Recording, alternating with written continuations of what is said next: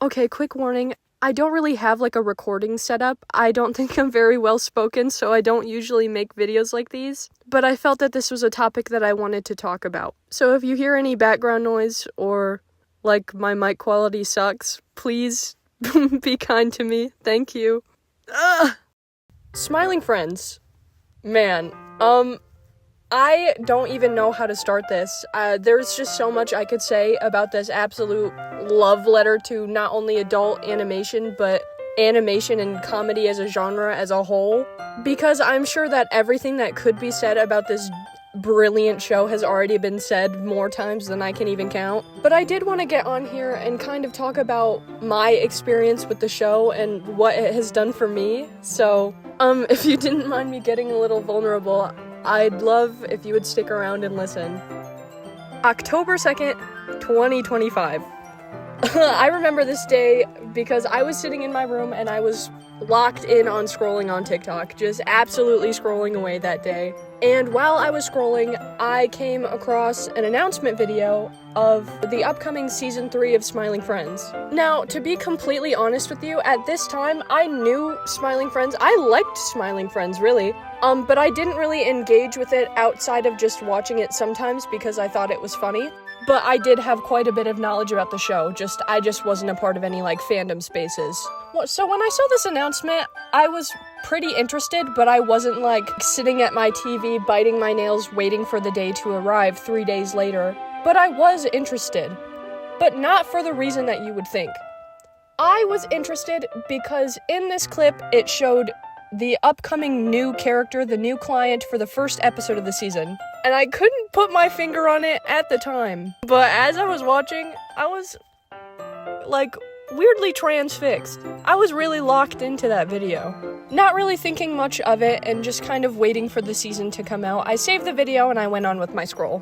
The next day, I got another clip, which this time it wasn't an announcement clip. It was a clip from the actual episode itself that would be airing the very next day. When I saw that thing on my screen, which I now knew at this time was Silly Samuel, the client of the first episode, I felt this strange connection. I'm not entirely sure what it was, because I can't say that we're very similar in nature. I'm a pretty positive person, I'd like to think, and he was kind of, an asshole. But there was just something there that I just can't explain. I was very interested in just the actions and the look of this whole character, right? By this point, I was pretty much, like, waiting for the episode to come out because I was interested. I was pulled in at this point. I had already liked the show. I figured, why not start, like, really getting into it now? October 4th and October 5th, leading up to the episode, I would get on whiteboard with my friends. I would open up canvases. I would just doodle me and this character as friends, which makes me feel like such a dork now that I think about it, because I knew remotely nothing about this character. About an hour before the episode actually aired, me and my friends had gotten a call and we were all gonna watch it together.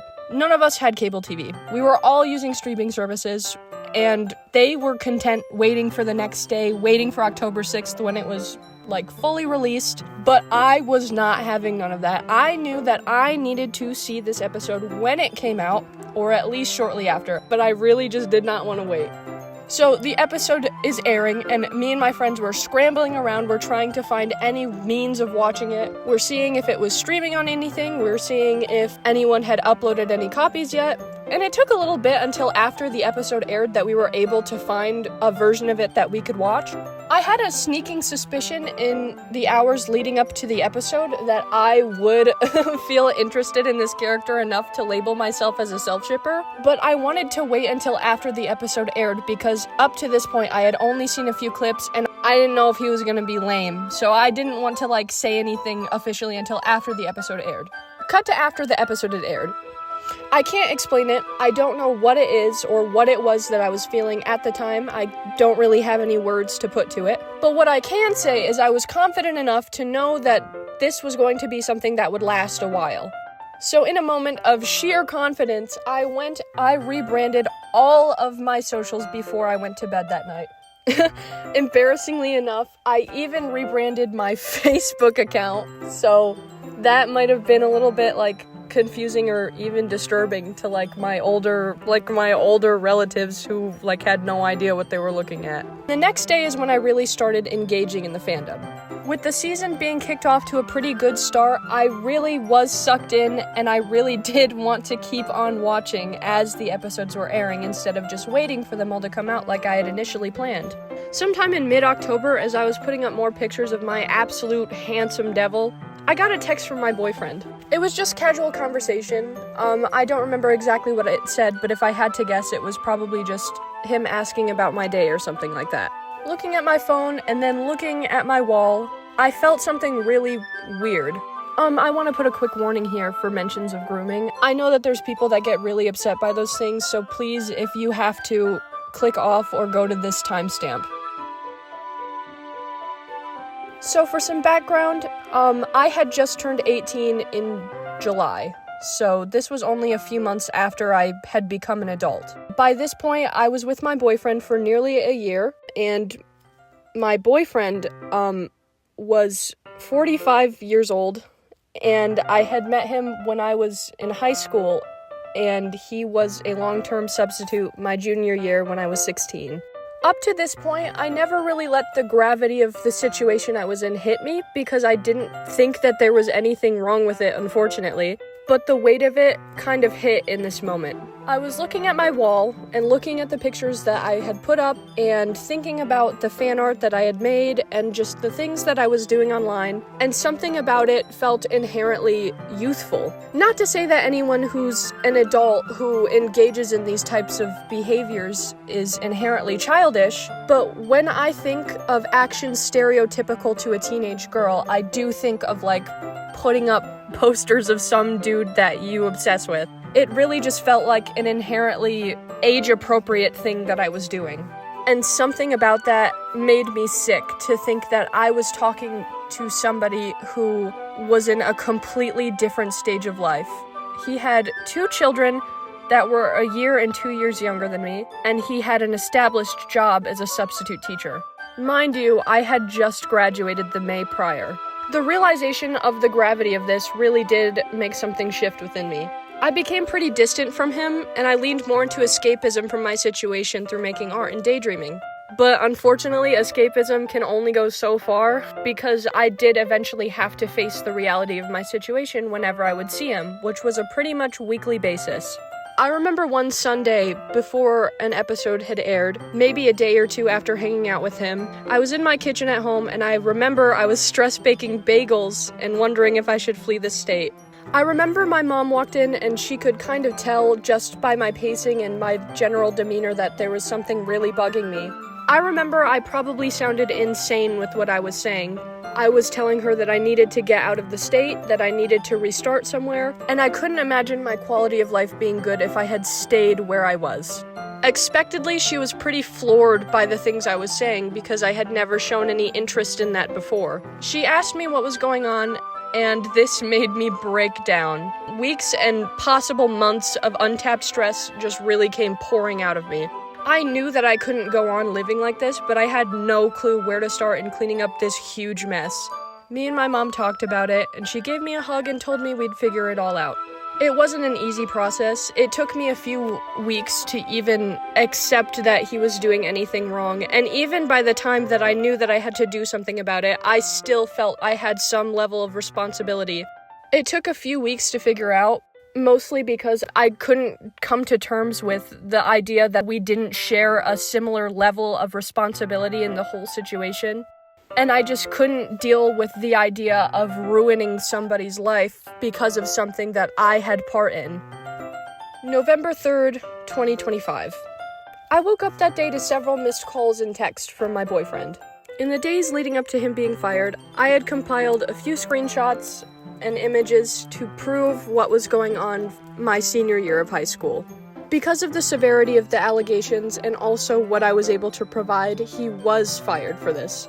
We talked about it for a little bit, but our conversation that day was pretty stagnant, and it remained stagnant until the 5th. He didn't talk to me on the 4th, and he had only talked to me on the 5th after I had begged him to talk to me. And it was at this point I really felt that he did not care for me in the same way that I cared for him, because he was ghosting me. I sent him a long string of messages just telling him how much this hurt me, and then I blocked him. I was a total mess. This was the worst that I had ever felt. Not only had I lost my boyfriend in a way where I felt that I had no closure, but my reputation was ruined as well. Of course, I understood that he was stressed out because of the severity of what he had done, but I was stressed out as well, knowing all of my peers and my family and my friends and former teachers were going to inevitably find out that this happened, and that was humiliating.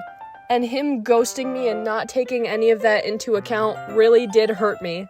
At this point, I really felt like I had not only failed myself, but all of the people that were still in school who looked up to me as well.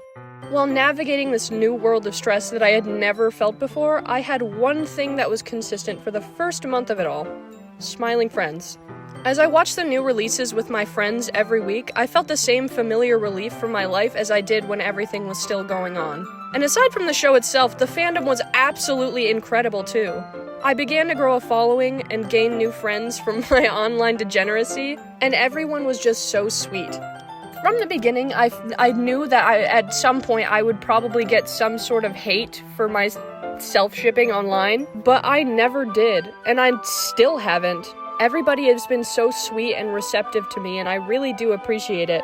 As I continued posting, and as I continued doing things online, I not only got some of the sweetest and coolest art pieces I've ever gotten of my ship, but I also was getting comments and messages from people telling me that I inspired them to want to be themselves. And that is so important to me. And other than that, some of the people that I was inspired by were starting to follow me as well, so that was super cool. And even now, as I continue to post, people are still so kind, and it's so endearing to me.